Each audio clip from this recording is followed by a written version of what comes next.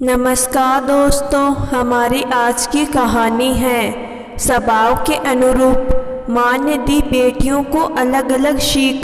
कविता जी रायगढ़ में रहती थी। उनकी 4 बेटियां थी। चारों का स्वभाव अलग अलग था। सबसे बड़ी वाली बेटी विमला चुगलखोर प्रवृत्ति की थी। दूसरी छोटी बेटी यमुना जो भी चीज़ उसके पास होती सब दूसरों को दे देती, दानी प्रवृत्ति की थी। तीसरी छोटी बेटी सीता उछल कूद करती रहती है, हर समय बोलना उसकी प्रवृत्ति थी। सबसे छोटी बेटी गीता छोटी छोटी बातों पर रो पड़ती थी। कविता जी को चिंता रहने लगी। चारों का स्वभाव अलग अलग, ज़रूरत से ज़्यादा चंचल।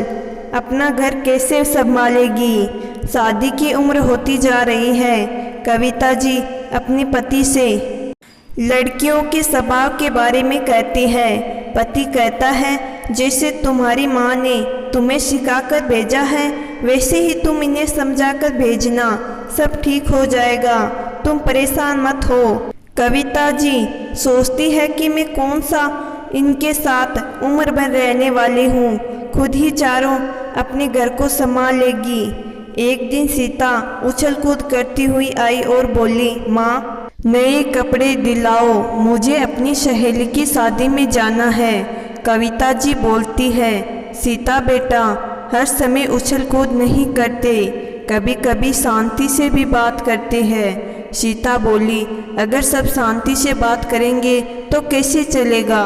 माँ बोली, पिछले महीने ही तुम्हें नई ड्रेस दिलवाई थी, वह पहन जाओ। वह तो मैं पहले ही पहन चुकी हूँ। इतने में यमुना आती है, कहती है, तुम मेरे नए कपड़े पहन लो, मैंने अभी तक नहीं पहने हैं। सीता खुश हो गई, खुशी से यमुना के गले लगती है। सीता थैंक यू यमुना दी और अपने कमरे में चली गई। कविता जी बोली, यमुना कब तक अपनी चीज़ें यूं ही बांटती रहोगी? माँ कोई बात नहीं। यमुना बोली, देखो सीता कितनी खुश हो गई ना, और अपने काम में लग जाती है। इतने में गीता रोने लगी। माँ बोली, अब तुमको क्या हुआ? तू क्यों रोने लगी? मुझे यमुना दीदी का प्यार देखकर रोना आ रहा है। वह कितना प्यार करती है हम तीनों से, तो इसमें रोने जैसी क्या बात है? तुम तो बात पर रोती हो। कविता जी ने समझाया, बेटा ऐसे नहीं रोते, और अपने काम में लग गई। थोड़े दिन बाद उसके पति बोला, लड़कियां बड़ी हो रही है, उनकी शादी की तैयारी करते हैं, और उन्होंने चारों के लिए लड़के ढूंढ शादी का दिन निश्चित कर चारों की शादी एक ही दिन करने का फैसला किया। शादी का दिन भी आ गया, चारों लड़कियां तैयार हो गई। माँ कैसी लग रही हैं हम? अच्छी लग रही हो मेरी बिटिया। अरे बेटा यह क्या, तूने इतनी पसंद से हार लिया था? वह कहाँ है? माँ मैंने अपनी सहेली को दे दिया, उसको बहुत पसंद था।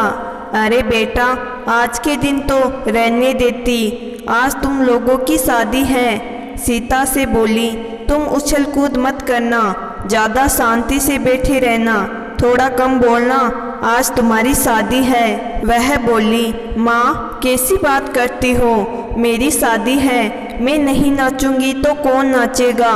और हंस देती है। इतने में गीता रोने लगती है। अब तुम क्यों रो रही हो? माँ मुझे सब कुछ छोड़कर जाना पड़ेगा, मुझे सबकी बहुत याद आएगी, मैं कैसे रह पाऊंगी? अभी तो बेटा बहुत देर है, अब से रोगी तो तुम्हारा मेकअप खराब हो जाएगा, चुप हो जाओ। बड़ी बेटी विमला अपनी माँ से, मम्मी आपके बारे में पड़ोस की आंटी ऐसे कह रही थी कि कविता जी खर्चा बचाने के लिए चारों बेटियों को एक साथ शादी कर रही है। कविता जी चुप हो जाओ, आज तुम्हारी शादी है और तुम्हें है कि चुगलियों में ही फुर्सत नहीं मिलती। चारों की शादी धूमधाम से निपट जाती है, चारों अपने अपने घर चली जाती हैं। कविता जी अपने पति से कहती है, मैं तो शादी के तैयारियों में लड़कियों को समझाना ही भूल गई, अब पता नहीं क्या होगा। आखिर जिसका डर था वही हुआ। वहाँ पर यमुना अपनी हर चीज जो भी कोई मांगता उसे दे देती। सास ननंद को उसकी आदत का पता लग गया था और वह उसका खूब फायदा उठाती थी। मना करना नहीं सीखा था। वह पैसे सास ननंद को दे देती थी। एक दिन गणेश कहता है, रोज तुम्हें पैसे देकर आता हूँ, इतने पैसे का क्या करती हो? यमुना, तुम बहुत खर्चा कर रही हो। पर वह कुछ नहीं बोलती, चुप रहती है। जिस बात का कविता को डर था वही हुआ। सबसे बड़ी बेटी विमला कभी सास या ननंद दोनों की चुगलियां अपने पति को करती रहती थी और तो और अपने ससुराल की बुराइयां पड़ोसियों से करती रहती थी। इधर सीता चंचल स्वभाव के कारण अपने पति रमेश के सब दोस्तों से बातें करती है और हंसी मजाक करती है। रमेश उसे समझाता है कि तुम्हारी शादी हो गई है और मुझे अच्छा नहीं लगता कि तुम हर एक से हंसी मजाक करो, पर वह नहीं समझती। उधर गीता जरा सा कोई उसे जोर से बोल देता तो वह रोने लगती। उसका पति साहिल उसकी इस आदत से परेशान था और उसकी सास भी। एक दिन चारों रोते हुए अपनी माँ के पास आई। चारों ने अपनी अपनी परेशानी बताई। माँ बोली, मैं तुम्हें 4 सीख देती हूँ, इन्हें अपने जीवन में उतार कर रखना।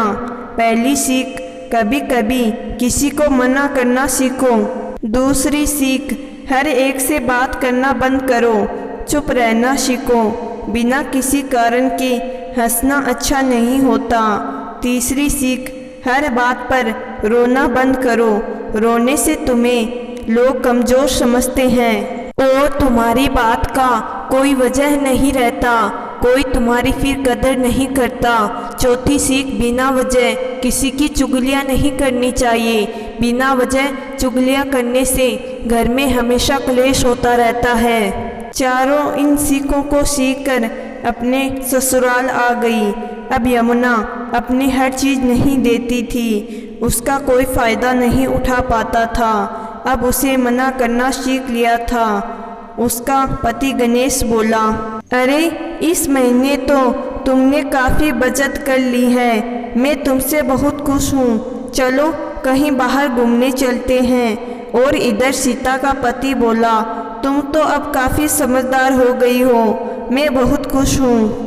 मेरे दोस्तों से बेवजह बातें नहीं करती हो और घर का काम भी खूब मन लगाकर करती हो। यह लो, यह तुम्हारे लिए सुंदर सा कंगन लाया हूँ जो तुम्हें बहुत सुंदर लगेगा। सीता खुश हो जाती है और अपने पति को गले लगा लेती है। इधर गीता ने भी अब बात बात पर रोना बंद कर दिया। अगर उसको रोना आता तो वह अलग जाकर रो लेती थी। अब उसका पति साहिल भी उससे बहुत खुश था और उसकी सास भी, क्योंकि काम में तो पहले से ही होशियार थी। उसको अब सबका भरपूर प्यार मिलने लगा। इधर विमला ने भी चुगलियां करना बंद कर दिया था, इससे उसका भी पति बहुत खुश था। वह सास ननंद उससे खूब प्यार करने लगी। चारों बहनों का जीवन सुखी हो गया। एक माँ की दी हुई सीख से चारों बेटियों का जीवन बर्बाद होने से बच गया। तो इस कहानी से हमें सबक मिलता है कि ना तो हमें अपनी चीज़ों को ज़रूरत से ज़्यादा बांटना चाहिए और ना ही हर समय किसी से हंसी मजाक करना चाहिए। हर एक चीज़ की सीमा होती है, नहीं हर समय दुखी होना चाहिए। अपने आप को परिस्थितियों के हिसाब से बदल लेना चाहिए। बेवजह हमें किसी की चुगलियां नहीं करनी चाहिए। तो दोस्तों, मैं आशा करती हूँ कि आज की कहानी आपको ज़रूर पसंद आई होगी। धन्यवाद।